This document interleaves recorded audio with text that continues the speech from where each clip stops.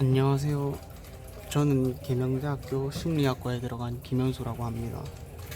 저에 대해 간단히 소개하자면 현재 제 일상은 먹고 놀고 공부하고 이게 반복되는 게 제 일상입니다.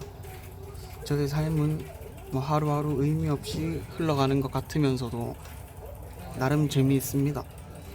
하루를 보내고 또 밤이 지나서 자고 아침에 일어나 보면 다음 날에 또 해야 할 일이 생기고 또 하고 싶은 일도 생기고 또 이것들을 하면서 또 재밌는 일도 생기고 나름 재미있게 흘러갑니다. 제 소개는 여기까지고요. 제가 할 수 있는 곳이 PC방밖에 없어서 좀 다소 시끄럽더라도 양해를 부탁드리겠습니다. 자, 그러면 과제 발표를 시작하겠습니다.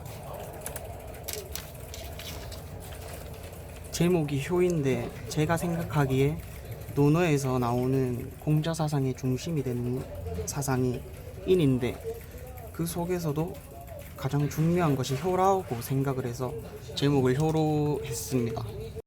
제가 소개할 원문인데요. 자, 오늘날의 효도란 단지 부모를 먹여 살릴 수 있는 것을 말한다.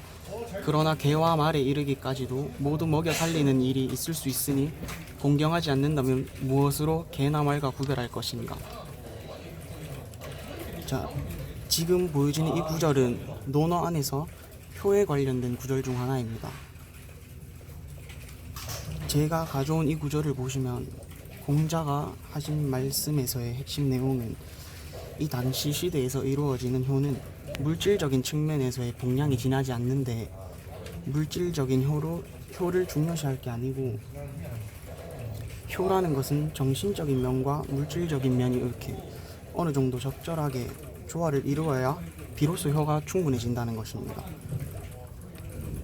그리고 이 구절에서 개나 말이 나오는데 이것이 뜻하는 것은 개나 말과 같은 짐승도 밥을 먹여주고 길러주고 키워주고 하면 개 같은 경우는 집을 지키고 말은 또 노동을 제공해주는 등의 주인에 대한 복량을 하는데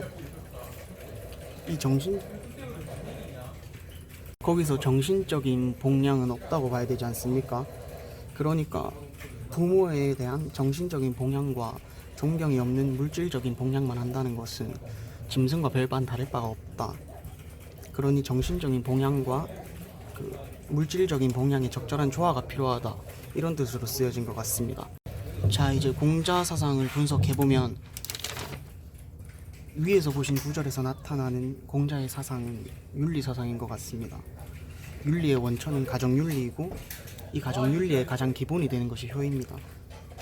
공자가 말씀하신 효는 부모와 자식 서로 간의 소박하고 1차적인 모습을 보고 그 속에서 부모와 자식 간의 공경과 사랑을 의미하는 것입니다. 제 생각을 말씀드리자면 공자의 말씀에서 효란 당연해야 하는 것이고 무조건적으로 행해져야 하는 것입니다. 그런데 이전 시대는 어땠을지 모르지만 한참이 지난 이 현대에서는 부모가 자식에게 부모로서의 도리를 지키지 않는 것과 같이 특정한 경우에서는 저는 효라는 것이 무조건적인 것이 아니라 생각합니다. 예를 들면 자식을 낳아놓고 무책임하게 버리거나 방치하거나 아니면 자식을 학대하거나 이러한 경우에서는 그렇게 자란 자식들이